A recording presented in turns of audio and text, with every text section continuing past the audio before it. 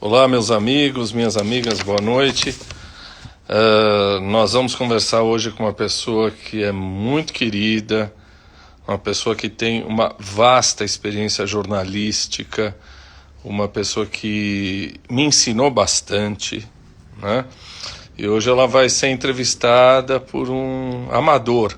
Marisa, boa noite. Sérgio, boa noite. Cidinha, boa noite. Karina, boa noite.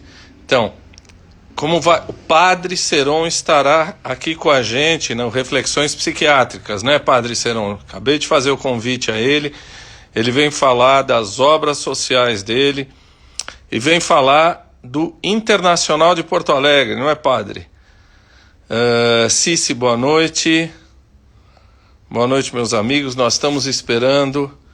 Ives, meu mestre, tudo bem? Padre, esperando você. Estamos esperando aqui no Reflexões Psiquiátricas a Leila Ferreira, né? E, como eu disse, ela vai ser entrevistada hoje por um amador. Ela que é uma brilhante jornalista com uma longa carreira.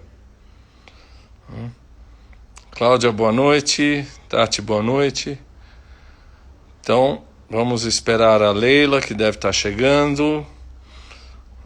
Ela sabe o quanto esse momento, eu sempre que assisto as entrevistas da Leila, eu sei que ela também fala o quanto ela treme. Em psiquiatria tem uma frase que é a fase tremática, que você fica tremendo para ver se as pessoas chegam. Andresa, minha mestra, acho que a Leila...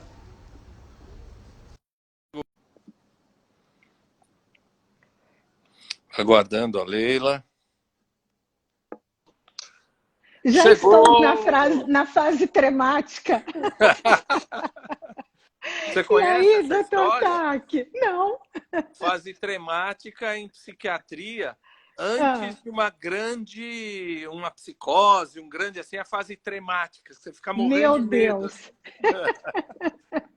Não é você que diz que esse é o momento mais angustiante de uma live? Não, o que é isso, doutor Taque? Isso aqui é uma coisa aflitiva, né? Ainda mais para quem não tem tanta intimidade com tecnologia, que é meu caso, quer dizer, eu trabalhei como jornalista há anos, rodo esse Brasil fazendo palestras, mas me põe um celular na mão, me põe um notebook, eu me atrapalho toda. E é meu propósito firme. Assim que acabar essa pandemia, eu vou trazer uma meia dúzia de jovens aqui para casa com um propósito muito nobre, aprender com Tá eles certo. a Nós, usar a nós vamos fazer tecnologia. uma combinação prévia. Você não me chama Sim. de doutor e eu não te chamo de senhora, mestra, qualquer coisa assim. Pode ser assim? Sim. Claro, claro. Tac, já estamos. Já estamos. Eu vou. Bom, você dispensa apresentações, mas vou dizer com todos os rapapés, né, que você é formada em letras e jornalismo, com mestrado em comunicação pela Universidade de Londres. Aliás, eu não sei o que foi o seu mestrado, depois a gente podia falar disso, você podia contar para nós. Você foi repórter da Rede Globo Minas durante 10 anos, apresentou o programa Leila Entrevista, por onde passaram mais de 1.600 entrevistados. Você é autora de 6 livros, escreveu para Marie Claire, para o Estado de Minas. Você é escritora, palestrante, foi minha professora no curso de pós-graduação em filosofia na PUC do Rio Grande do Sul. Deu uma disciplina linda, linda, que se chamava, ou que se chama ainda, né? Porque tem gente assistindo, Vivendo em Todas as Etapas da Vida. Não é isso? Pois é. O que é um absurdo. Você ter assistido aulas minhas, isso é uma falta de juízo minha e da PUC. Tá Não certo. posso falar da PUC, que Olha, foram encantadores de me chamar, mas uns melhores cursos que eu já fiz na vida. oh, meu Deus. E só uma correçãozinha, tá? Que eu fui repórter da Globo aqui durante 3 anos e meio. Depois, durante 1 ano e meio, eu apresentei o programa Globo Horizonte e o resto tá certíssimo. Aqui a E nossa assessoria, que sou eu mesmo, falhou, então. não, não, isso é preciosidade Isso, filigrana. Bom, muito obrigado. Você é muito generosa de ter topado dar uma entrevista para um naif em jornalismo como eu, né? Uma mulher tão experiente quanto você, dar Imagina. entrevista para alguém absolutamente neófito. Me Não, conta tenho uma visto coisa. suas lives, são maravilhosas. As suas E um também, né? time de primeira categoria, eu tô me sentindo aqui meio figurante, mas fico super grata. Eu estou imitando você. Me diz uma coisa. Conta um pouco, que eu não sei, da tua infância. Como é que você chegou à tua carreira? Eu sei um pouco da tua vida. Tantas vezes ouvi você falar da tua mãe, dos teus irmãos. Conta um Sim. pouco da tua vida para nós, Leila. Eu fui criada no interior de Minas, em Araxá, que é meu CEP definitivo. Já morei em tantos lugares, já morei aí em São Paulo, no Rio, Brasília, Estados Unidos, México, Inglaterra. Tive uma alma nômade muito tempo e talvez porque o meu provável avô, minha mãe morreu sem saber quem foi o pai dela, mas talvez tenha sido o Latif Allah, um egípcio, que veio clandestino no navio. Ele saiu um menino de Alexandria, foi num porão do navio, foi parar na França, ficou numa casa de menores em Paris, depois foi para São Paulo com o ofício de alfaiate, e de São Paulo ele foi parar em Araxá e teve um caso de amor com a minha avó. E eu espero ser neta dele, porque eu fui até Alexandria, atrás das pegadas dele. Como é que ele chamava? Latif Allah. E a gente Latif? falava, vovô Latifala. Latif. Latifala. E era uma pessoa incrível, alfaiate. Então, a minha mãe não foi criada por ele. A minha avó teve 6 filhos, com homens diferentes, deu alguns filhos, uma história toda novelesca, para não falar triste e ao mesmo tempo poética. Mas esse alfaiate que a minha mãe achava que era o pai dela, depois ficou adulta, ela passava todo dia. Minha avó era muito pobre, minha mãe ia para o colégio sem lanche, então ela passava na oficina do Latif Allah e ele pegava retalhinhos de casimira, de tecido, punha um pedacinho de goiabada no meio, passava no queijo ralado, fazia uma trouxinha, amarrava e dava para minha mãe. Quem que não quer ter um avô como esse? Mas, enfim, eu estou fazendo uma digressão Não, mas é isso que nós queremos e saber. saí de Araxá, menina, com 16 anos, entrei num ônibus, vim para Belo Horizonte estudar sozinha. Fiz letras, porque minha mãe era professora de português, eu queria seguir, sempre seguindo as pegadas, queria seguir as pegadas dela também. Mas depois cheguei a fazer um pedaço do mestrado no México, em literatura, mas vi que eu não queria ser professora, queria ser jornalista. Tinha 2 irmãos jornalistas. E aí fiz jornalismo e fui repórter muito tempo, mas não era também o que eu queria. Eu não queria aquela loucura da reportagem de rua. Sempre fui muito ansiosa, excessivamente ansiosa.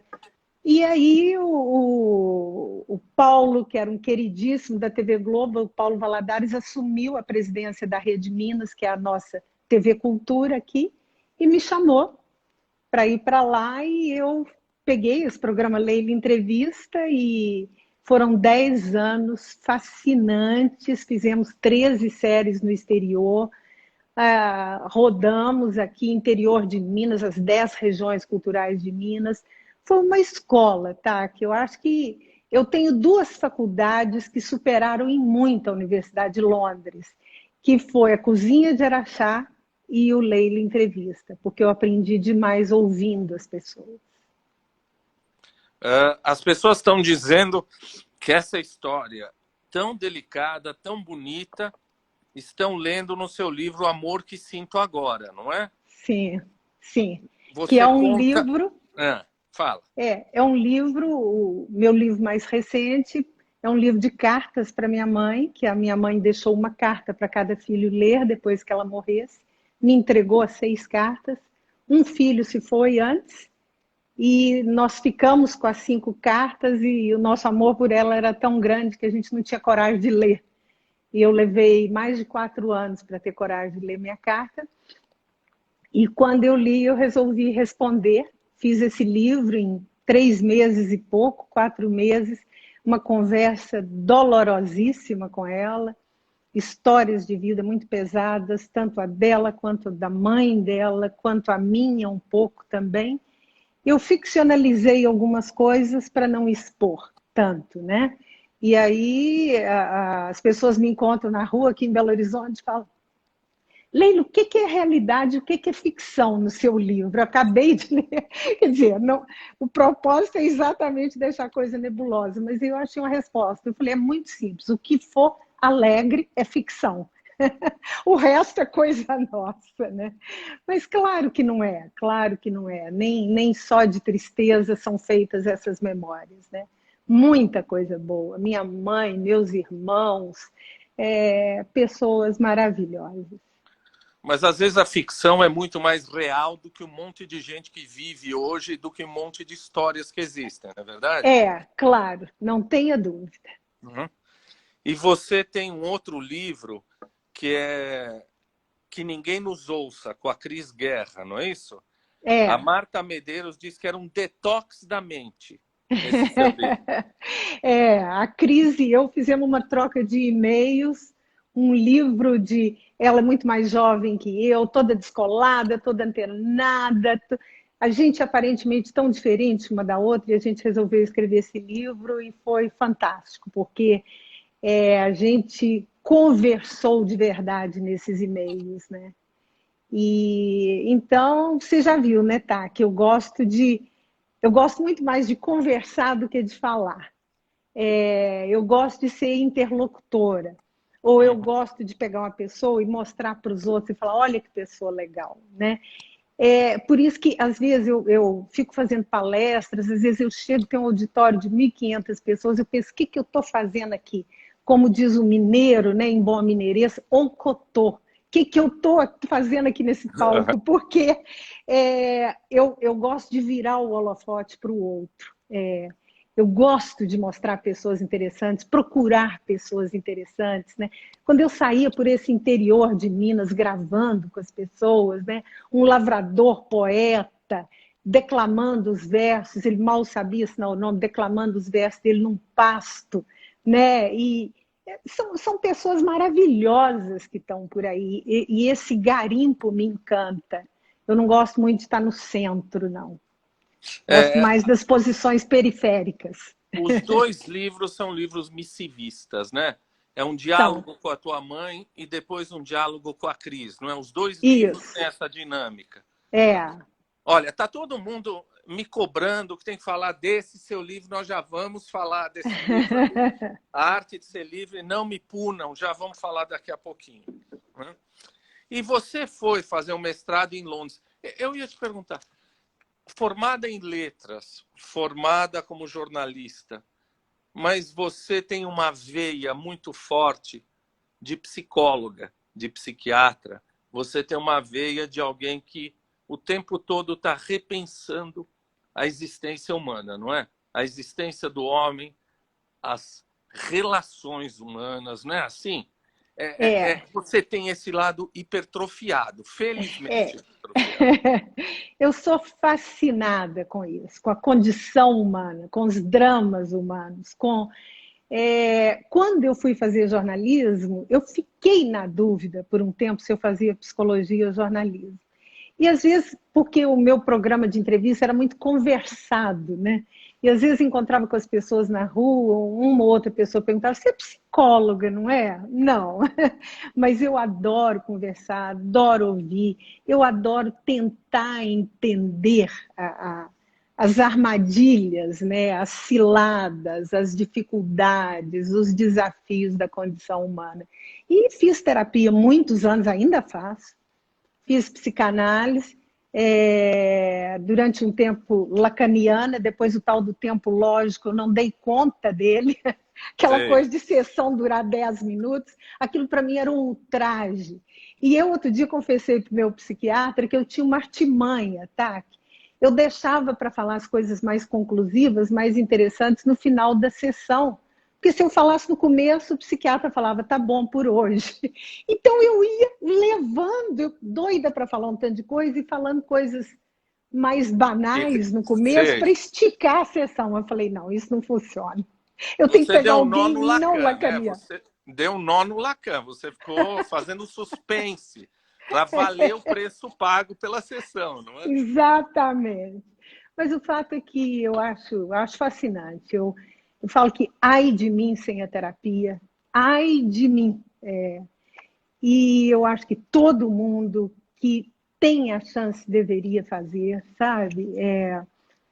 Nossa, eu acho fundamental. E me interesso muito mesmo. Adoro ler sobre a condição humana.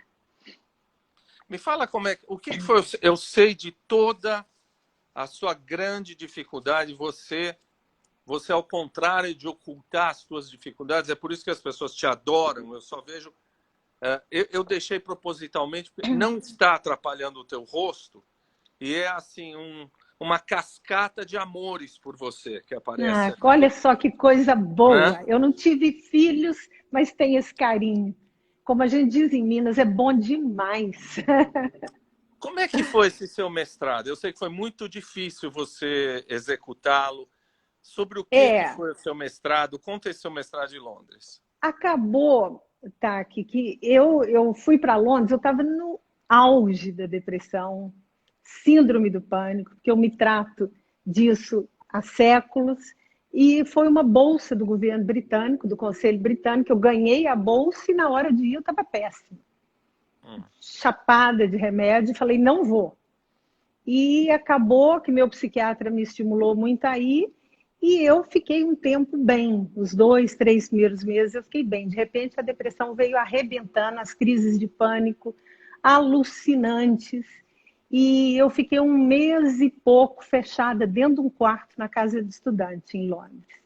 Mas a universidade deu toda assistência, conseguiu psiquiatra, clínico geral, até terapia. Fiquei chorando em inglês até o fim do curso. E então eu acabei que eu comecei muito pegando essa coisa de teorias da comunicação e essas coisas mais estéreis, mais técnicas, e não era aquilo. E aí o meu orientador, que era uma pessoa maravilhosa, aquele inglês assim, aquela fleuma, e num primeiro contato uma pessoa meio fria e uma pessoa de uma bondade me ajudou nessa fase. E ele perguntou: você quer fazer a sua dissertação sobre o quê? E no curso tinha muita coisa de cinema também, Hum. porque era Media Studies, então era um leque muito aberto. E eu falei: eu posso fazer minha dissertação sobre os filmes do David Lynch?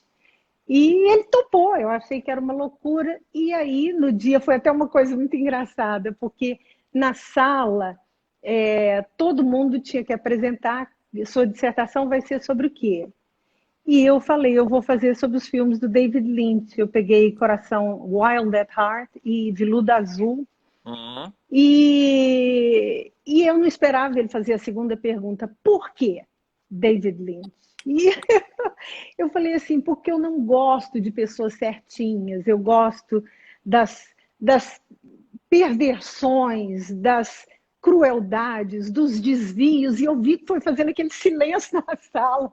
E depois eles pegaram no meu pé, né? Encontrava colega no corredor, como é que vão os pervertidos, né?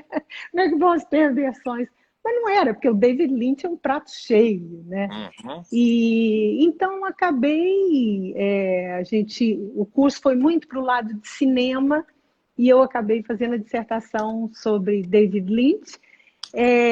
Mas é o que eu te falo, tá? Que eu falo isso com toda sinceridade. Claro que essa experiência em Londres foi maravilhosa, mas eu aprendi muito mais sobre comunicação na cozinha da minha casa em Araxá, ou ouvindo os meus entrevistados, né? Essa foi a verdadeira escola. Quem não assistiu, vale muito a pena assistir Blue Velvet, né? Que a É, Leila está citando agora com a muito Isabela doido, Rossellini, né? não é? Mas eu Muito. gosto. Você ficou onde? Você ficou na Casa do Brasil, lá em Londres?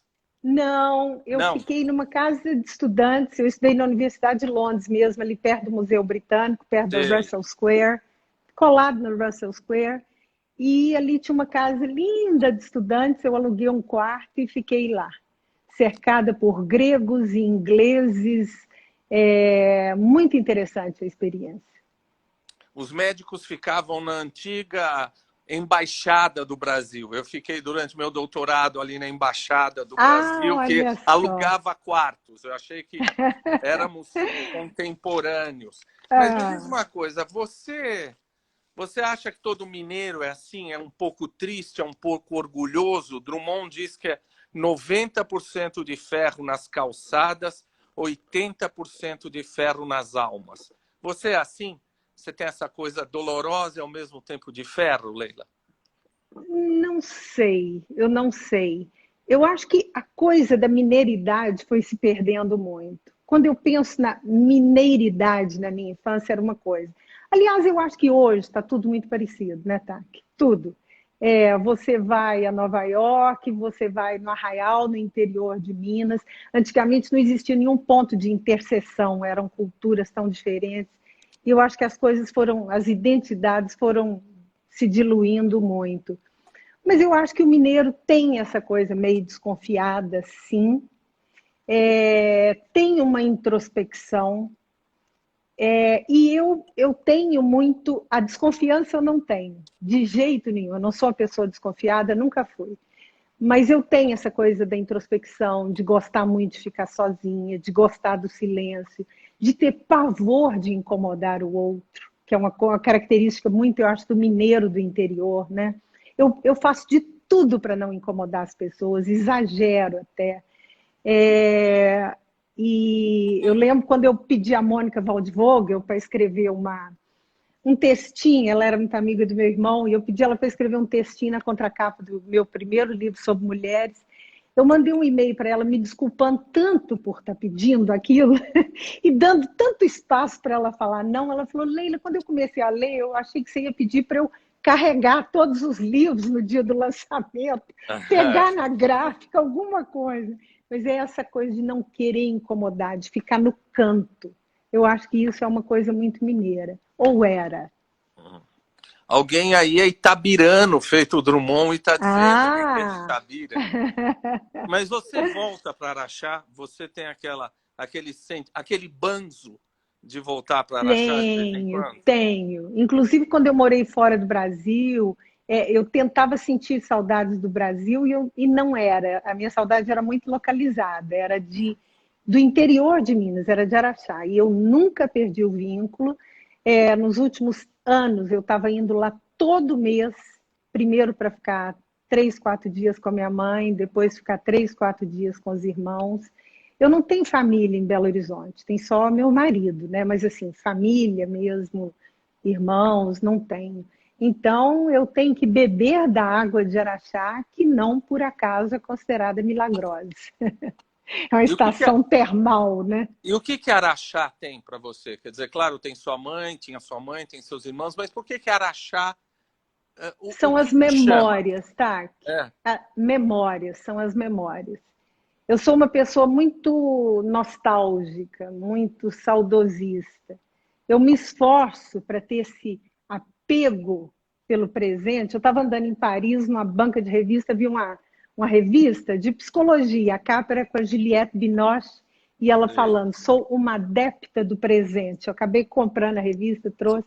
Falei, deixa eu ver se eu aprendo com ela, porque eu não consigo fincar os pés no presente. Estou sempre olhando para trás, sempre no espelho retrovisor, né? O que é uma. Eu sei que não é bom. Tem aquela frase, não sei quem falou, o passado é um lugar bom para se visitar, mas não para permanecer, né? E então eu vou Araxá atrás de quem eu era, eu vou Araxá atrás das memórias da minha mãe, dos meus irmãos que já morreram. É basicamente a memória que mora lá. É o Mas CEP da memória. eu não concordo com você que você está indo atrás do passado. Né? Santo Agostinho dizia que só tem um tempo. É o passado no presente, o presente no presente, o futuro no presente. Então você está É, vivenciando essas memórias no teu presente. Não é? Você lida com é, elas no teu presente. Você não está uma estátua é, de pedra olhando para trás é, do passado, não é? não, não. Tem o presente está presente. Em cada incursão dessas, o presente está presente. Você sabe, quando eu fiz o seu curso, na PUC, né? Esse curso maravilhoso aqui. Nós precisamos explicar que foram 6 horas de aula, eu fui como professora convidada, e aí, quando eu vejo falar para as pessoas, Dr. Tac Cordaz no meu Instagram, falando que tinha sido meu aluno, quase morri de vergonha, porque neste livro eu cito você. Pois é. Escrevi há muito tempo e você está na página 63 Você, do meu você Arte deu de Ser Leve. Você deu uma aula linda sobre bom humor, sobre a força do otimismo, a força do bom humor. E aí eu tive a ousadia, vou escrever para a mestra, dizer o seguinte: olha, eu tenho um livro sobre distimia que fala do mau humor. Qual não é a minha surpresa? Que essa moça não só cita o meu livro, como ela tem um livro sensacional. Eu fiquei bobo com Obrigada. quanto desse livro você pesquisa, porque você cita o Seligman, você cita a psicologia de consumo, você cita Alain de Botton, você cita John Nash, você cita... É um livro maravilhoso esse. E você já viu que eu Obrigada. indico esse livro para as pessoas. Quando me pedem uma indicação de leitura, leia esse livro da Leila. Como é que nasceu esse livro? A Arte de Ser Leve. O que é isso? Pois é, eu tinha feito um livro para a editora Globo sobre mulheres, um livro muito irreverente, muito descontraído, e eles me pediram para fazer um livro ligado à qualidade de vida, e pediram que eu sugerisse um tema. E eu falei, vamos falar sobre leveza, que está acabando. A leveza está em falta no mundo. Num primeiro momento teve aquela reação, meu Deus, será que é um livro de autoajuda? Sejamos leves, a vida é bela. Falei, não tem perigo. Eu sou depressiva de carteirinha. Se depressão desse milhagem, eu já estaria na categoria diamante há muito tempo. Então, não sou uma pessoa profundamente ansiosa, angustiada, não vou escrever um livro poliana falando sejamos todos leves, flutuemos, porque a vida é bela. Não. Eu queria falar de uma leveza possível, uma leveza factível, que convivesse com as nossas angústias, com a precariedade da condição humana. E é o que eu sempre falava, tá? Que todo mundo fazendo todo tipo de esforço para emagrecer o corpo e as almas engordando. Tanta gente com obesidade mórbida de espírito, né? Almas adiposas circulando por esse mundo, pessoas lá dentro cada vez mais pesadas, intolerantes, raivosas, né? E aí eu falei, então vamos. A hora que o pessoal lá da editora Globo viu que seria essa leveza, me deram carta branca e eu não ia ensinar a ser leve, eu queria aprender. Eu escrevi um livro para ver se eu aprendia. E como jornalista, fui atrás de quem tivesse algumas respostas. Então, fui à Universidade Erasmus, em Roterdã, fui a Johns Hopkins entrevistar uma pessoa maravilhosa, doutor Piero Massimo Forni, que dava aula de literatura italiana e escreveu um best-seller sobre gentileza, né? E fui, então, atrás de respostas e centrei muito nessa coisa da gentileza e do bom humor, porque a gente pensa, agora que a gente está nessa conversa do pós-pandemia, né, sairemos pessoas melhores.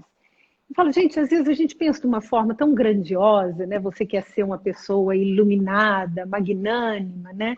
Eu me lembro do Alain de Botton, que você citou, que eu fiz um workshop com ele o ano passado em Nova York, e ele fala que a gentileza é muito desprezada, muito... Tem pouco... No Brasil, a gente falaria, não tem ibope, né? O status dela é pequeno, porque as pessoas falam, não, gentileza, esse negócio de gentileza é bobagem. E o Alain de Botton falou uma coisa que eu achei muito interessante, que às vezes as pessoas pensam nas grandes causas. Então, assim, porque eu quero participar de uma iniciativa para ajudar a acabar com a fome na África. Ótimo, ideal nobilíssimo. Mas até você embarcar para a África e ajudar a acabar com a fome lá, dá bom dia para o porteiro do seu prédio. Pois é. Trata bem seu colega de trabalho, faz uma cara boa para as pessoas, porque esse tal de pessoa de cara ruim, eu não dou conta, tá? Aí você fala, não, mas como? Você vai ficar rindo o tempo todo? Não, ninguém tem motivo para ficar rindo o tempo todo. A vida não nos dá razões para isso.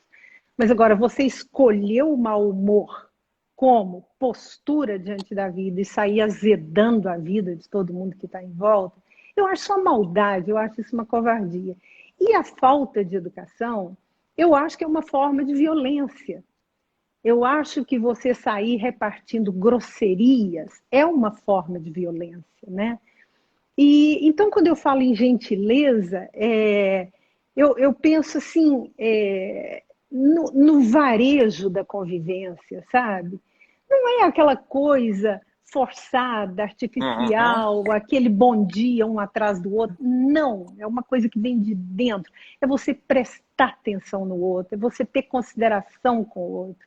É você, se não puder melhorar o dia do outro, pelo menos não atrapalhe, né? É a minha queridíssima amiga Denise Fraga, que é das pessoas mais delicadas que eu conheço, né? A gente conversa muito, já conversamos muito sobre isso, sobre essa praga que é a falta de educação hoje, né? E a Denise fala que a gente vai achando que é normal ser grosseiro, ser mal educado, né? E ela usa a expressão, ela fala, a gente vai fazendo cara de paisagem para o absurdo, né? Porque é um absurdo, a gente não pode aceitar. Não pode, eu conto nas minhas palestras, eu contava, eu fui fazer uma palestra no Rio, e no voo eu escutei um barulhinho, que barulho é esse?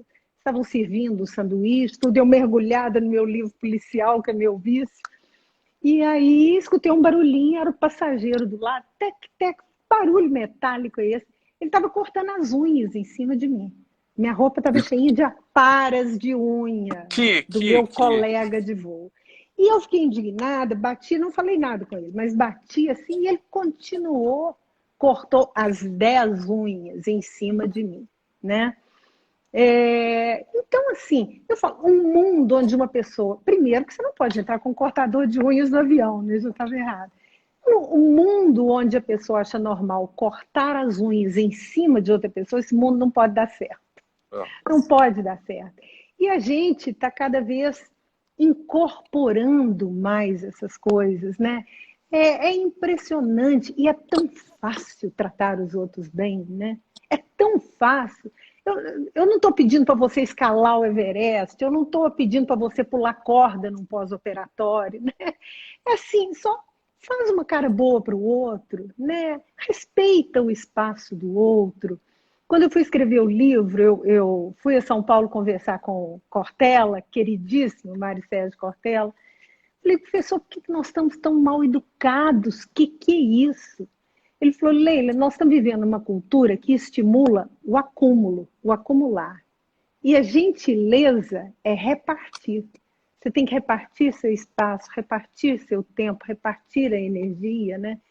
Então, não me faça falar sobre isso, que eu fico aqui até depois da manhã, porque Não, sim. eu sou apaixonada por esse tema, tá? Eu acho que o mundo poderia ser infinitamente melhor se a gente fosse mais atento a isso. Uma vez perguntaram para o Aldous Huxley, numa das últimas palestras dele, que ele sugeria. Ele falou, as pessoas sempre me perguntam o que eu sugiro para a pessoa ter uma vida melhor, né, para viver melhor. Ele falou, eu fico até constrangido de falar, mas é porque a resposta é tão simples, mas é essa a resposta. Seja um pouco mais gentil. Porque a gentileza é revolucionária. E quando, de novo, quando a gente fala em gentileza, dá a impressão de uma coisa meio formal e ao mesmo tempo meio piegas. Não.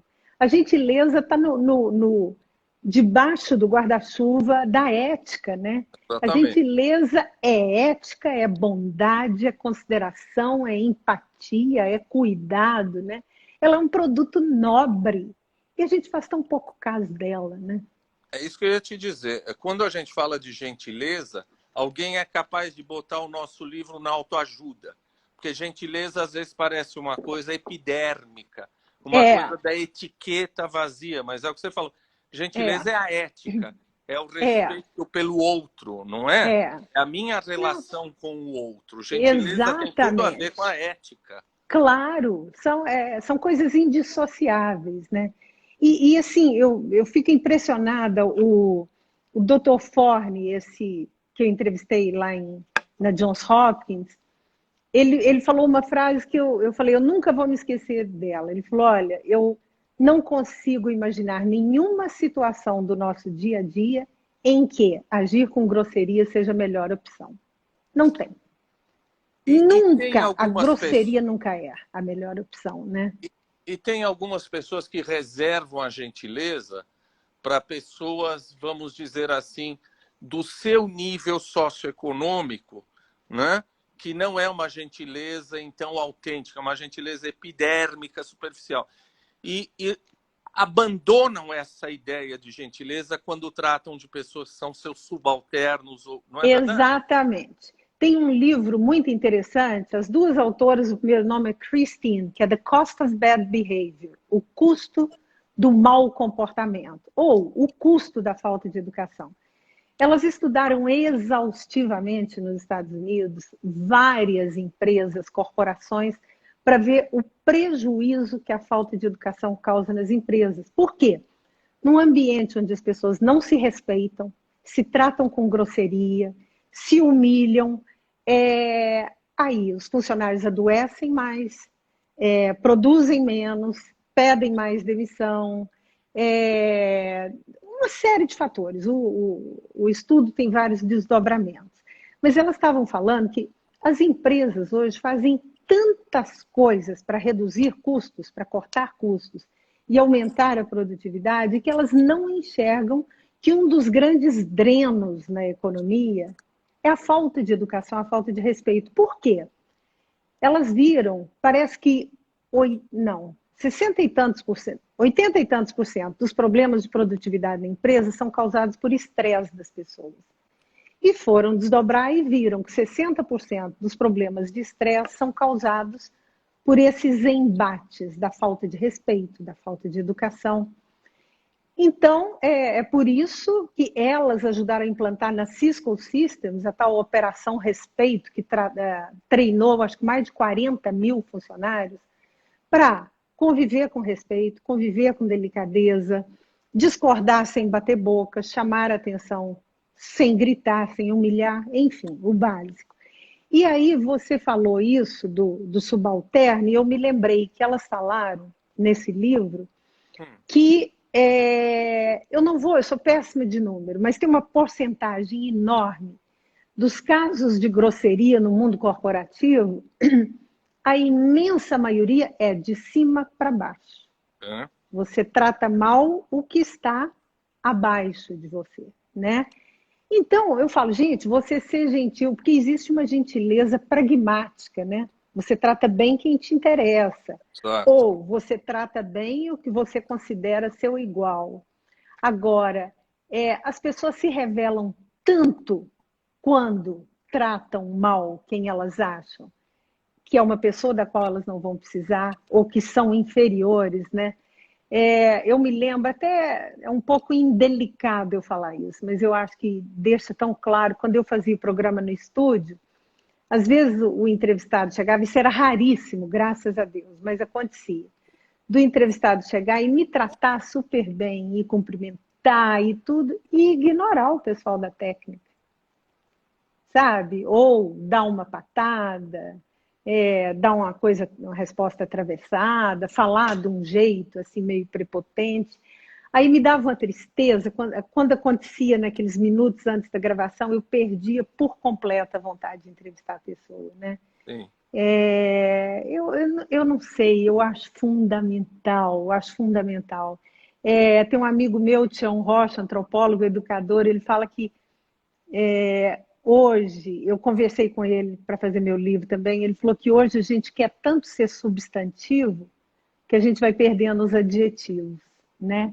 E a gentileza, ela é substantiva, mas ela nos dá os adjetivos para a gente tornar a vida mais palatável, né? Não tem nada, eu acho, tá, que não tem nada mais importante do que as relações interpessoais. Eu fui lá na Holanda entrevistar o homem que coordenava o maior banco de dados do mundo sobre a felicidade, Dr. Ruth Van Hoven, sociólogo, e ele falou na hora do cafezinho, ele falou uma frase singela, falou, talvez a coisa que mais nos aproxime da felicidade sejam os nossos relacionamentos pessoais. Quem tem relacionamentos pessoais bons tem mais chance de ser feliz. Ser E é o que feliz. ele falou, conviver, saber conviver é tão importante que devia ser ensinado em escola, né? E aí você vê pessoas que saem com doutorado, com pós-doutorado, né, de escola, falando 4 idiomas, e não cumprimentam um colega de trabalho, e dão uma patada num funcionário, né? E aí chega no aeroporto, aquela revista Business Week, uma vez fez uma matéria de capa, ódio nos aeroportos, né? Porque é um mundo, eu fora da quarentena, claro, eu vivo viajando, aeroporto e avião, por causa das palestras. Falo, meu Deus, o que será que os aeroportos e os aviões têm? Será que eles trazem o pior das pessoas, né? Aquela coisa, aquele festival de grosseria, de passar por cima do outro, lato sensu, né? Então, assim, já que é tão importante a nossa convivência, já que a gente ter bons relacionamentos é tão importante para a nossa qualidade de vida, né? Por que não caprichar um pouquinho mais nisso, né? A pessoa vai, faz pilates, faz caminhada, vai para academia, vai no nutricionista, come linhaça dourada, toma chá verde, né? Faz Faz tanta coisa, meditação, faz faz meditação. meditação, tanta coisa para ter qualidade de Vai vida. na Se ela missa no for grossa, domingo, não é? Vai na vai, você pode missa. fazer isso tudo. Mas Hum? se você é uma pessoa grosseira ou convive com pessoas grosseiras, não tem como ter qualidade de vida, né? Não tem. E acho que essa gentileza que você fala é uma gentileza que se estende para a natureza, para os animais. Quer dizer, deve ser uma Claro. gentileza do estar no mundo de uma maneira É, generosa com o ambiente que te cerca, é, não é? é. Eu acho que é isso, é generosa e ao mesmo tempo grata, né? Porque a gratidão inspira essa generosidade, né? E eu acho que é o exercício da gratidão no varejo, né? Você está no ambiente de trabalho, está seu colega ali do lado, seja grato à presença dele ali, né?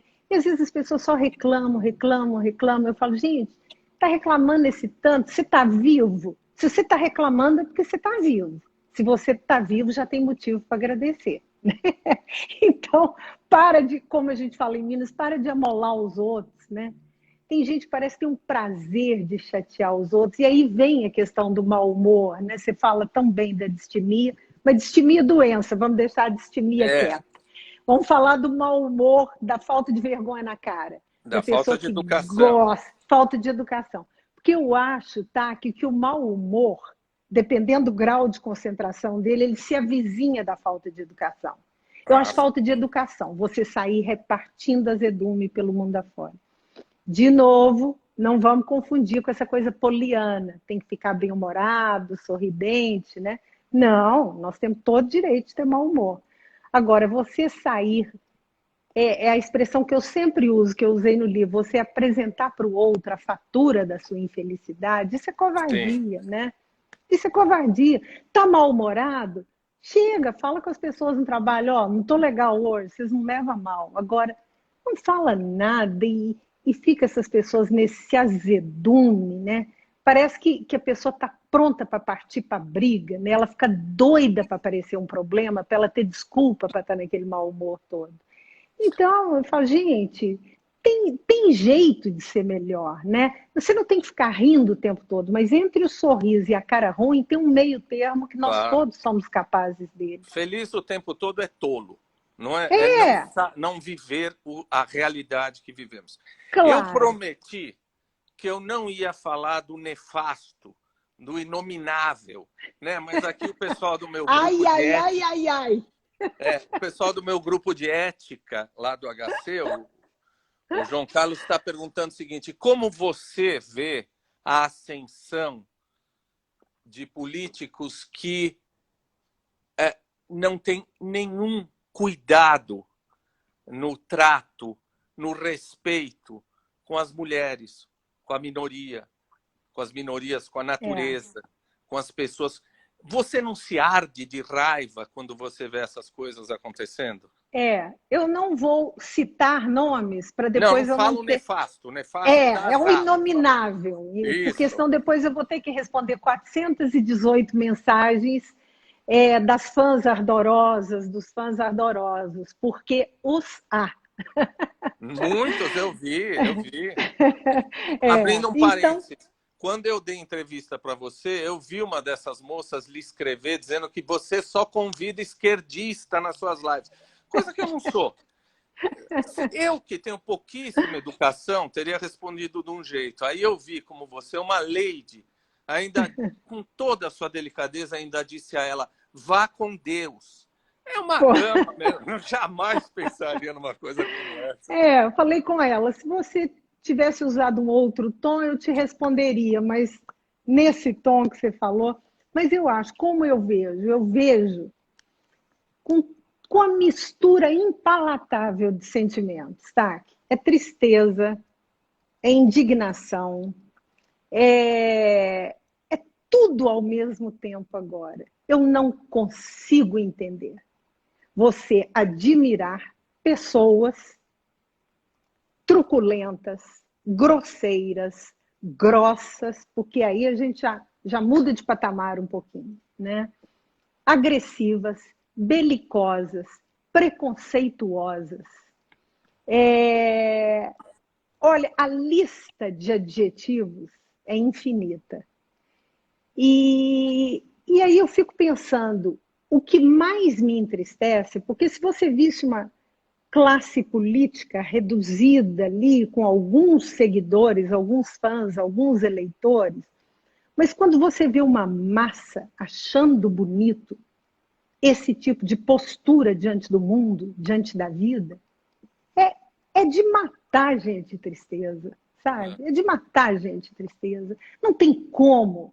Aquele vocabulário chulo, as afirmações impensáveis, né? O que você faz quando você tem à sua frente pessoas desse nível?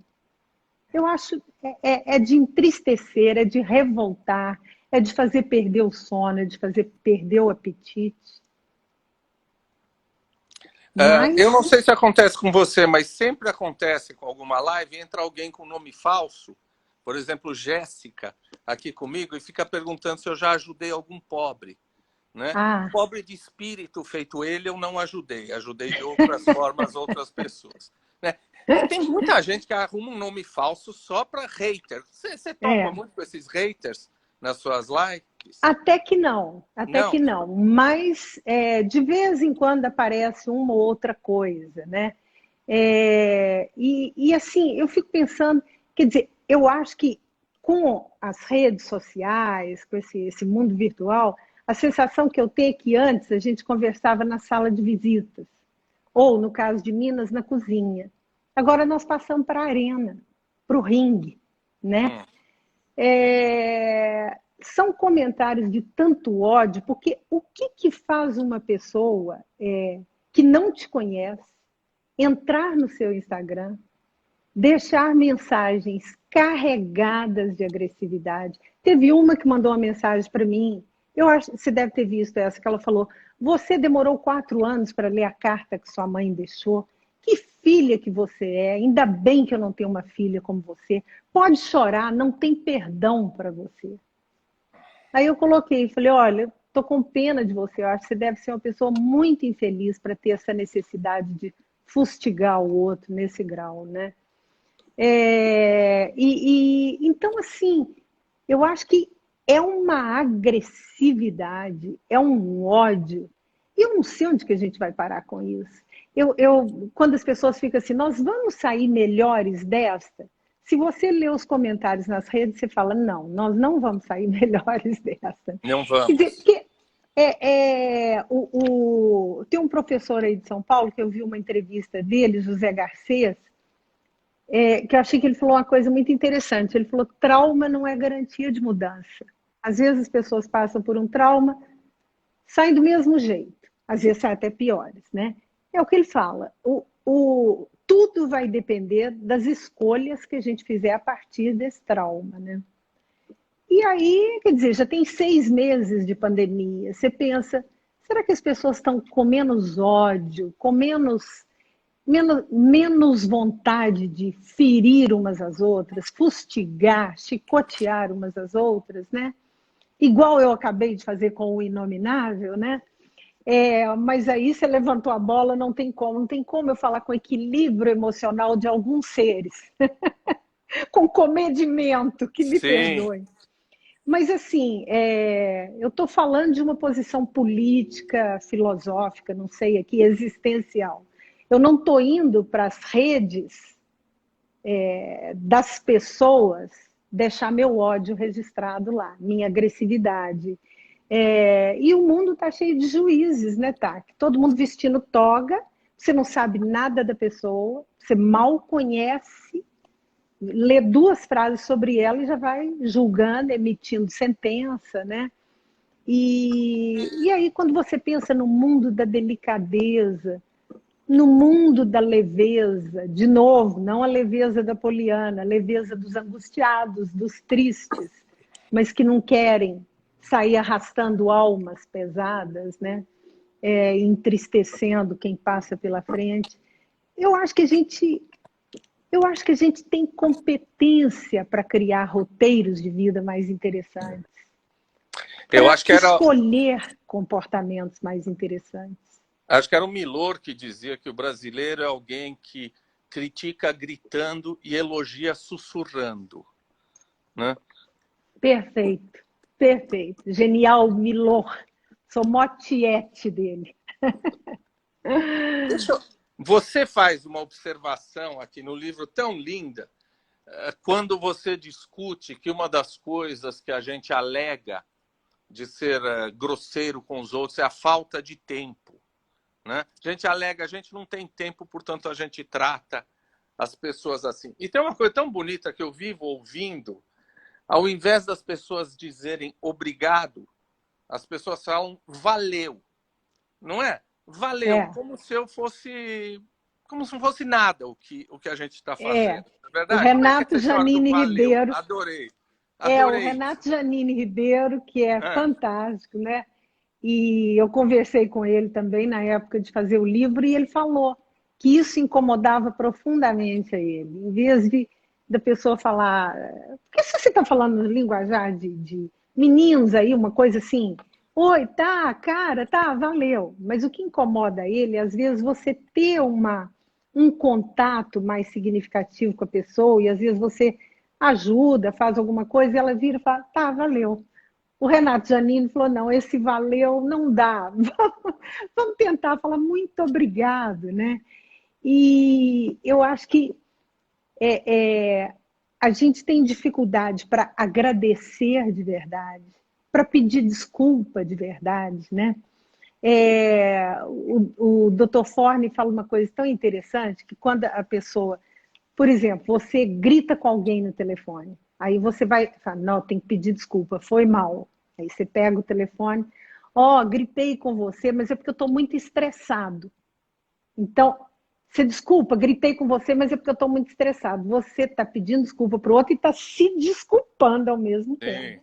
Então, o Dr. Forne fala que o se desculpar de fato seria, olha, me desculpe, gritei com você, não tem justificativa por que eu fiz e prometo que isso não vai se repetir. Aí você está pedindo desculpas de fato e não, usando a expressão corriqueira, você não está livrando sua cara. Porque às vezes você pede desculpa para livrar sua cara, né? Então, eu acho assim, pedir desculpa de fato, é agradecer de fato, é prestar atenção no outro. Eu acho que a gente está, essa coisa da falta de educação é muito porque a gente não presta atenção no outro, né? Nós viramos uma espécie desatenta.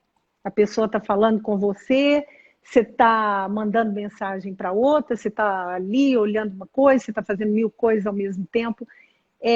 A gente não escuta mais de verdade, a gente não dá atenção, né? E é muito ruim. Outro dia tinha um empresário aqui de Belo Horizonte, o Mário Matheus, ele falou uma coisa engraçada, que ele estava tentando conversar, eu não sei se é um funcionário dele ou é um colega de trabalho, quem era, e o cara só atendendo o telefone. Ah, Cê- tá, Mário, tá, atendendo, atendendo. Aí ele falou, peraí, vamos fazer uma coisa, eu vou lá para minha mesa e de lá eu vou te ligar para ver se você me dá atenção. Que no telefone ele ia ter mais chance do que pessoalmente. Então, assim, é tão ruim quando você vê que a pessoa não está prestando atenção, né? A gente foi parando de escutar uns aos outros, de dar atenção uns para os outros, né? E se os relacionamentos pessoais são a coisa mais importante da vida, o que, que vai ser dessa nossa convivência quando a gente está tão negligente uns com os outros, né? Tão pouco Leila congelou. cuidadoso. Cadê você, mocinha? Uai, Agora voltou o uai. voltou. Deixa eu te dizer, não posso deixar encerrar essa live, ainda temos uns 4 minutinhos, sem dizer que esse seu irmão, Ronan, é um gênio da raça. Porque essa frase dele, índice de humildade relativa do ar anda muito baixo, é um Sim. gênio, né? É um Ele milômetro era, vivo. É um ele milômetro era, pois é, e tem outro que está muito doente, o Ronan se foi agora durante a pandemia, Ah, era um é? jornalista genial, genial.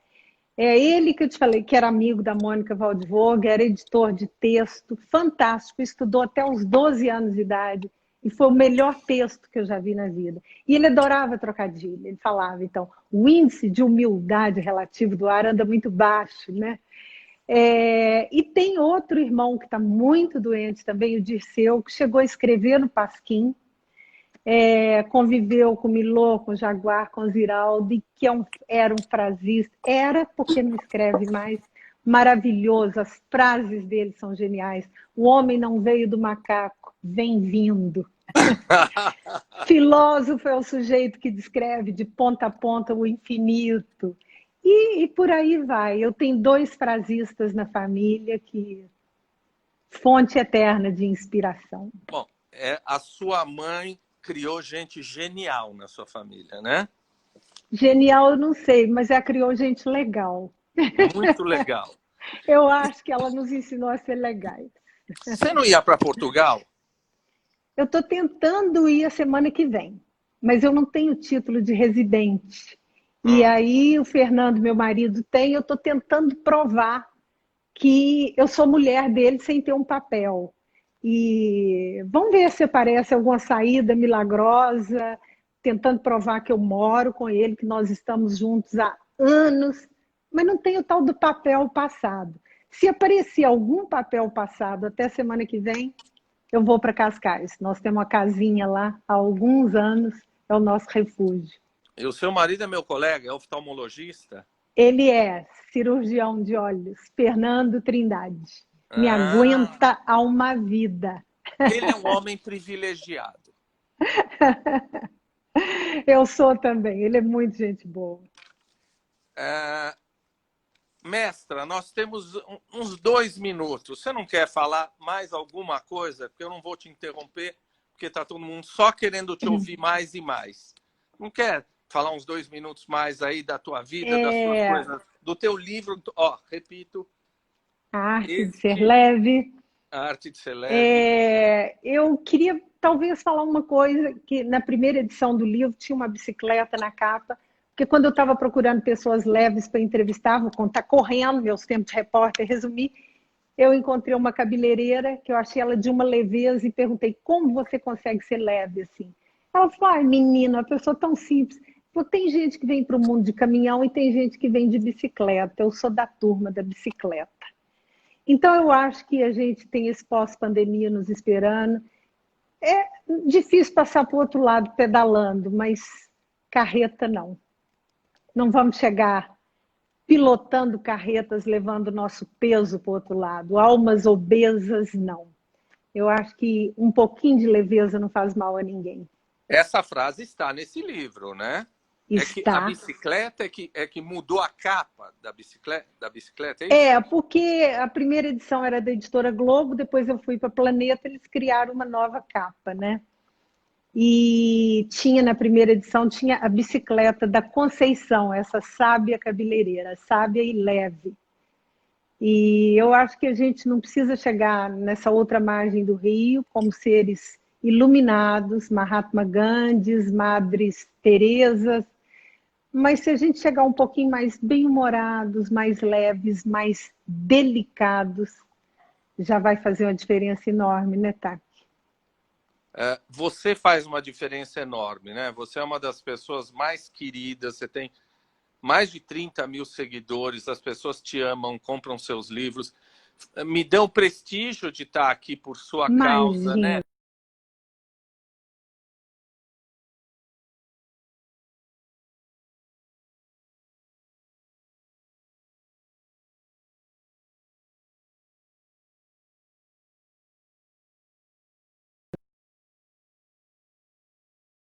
Ainda tem coragem. Aí, voltou. Acho que Voltou. acabou. Isso. Não tem como te agradecer. Agradeço imensamente, de coração. É uma alegria estar com você. Uma pessoa de uma simplicidade, uma erudição. E essas duas coisas raramente andam juntas. Em você, elas se fazem companhia. Eu sou eternamente grato por tudo que você me ensinou. Muito obrigado, Lena. Imagina. Um grande beijo, uma boa Beijo noite a para todos. você e para quem nos acompanhou. Beijo. Beijo.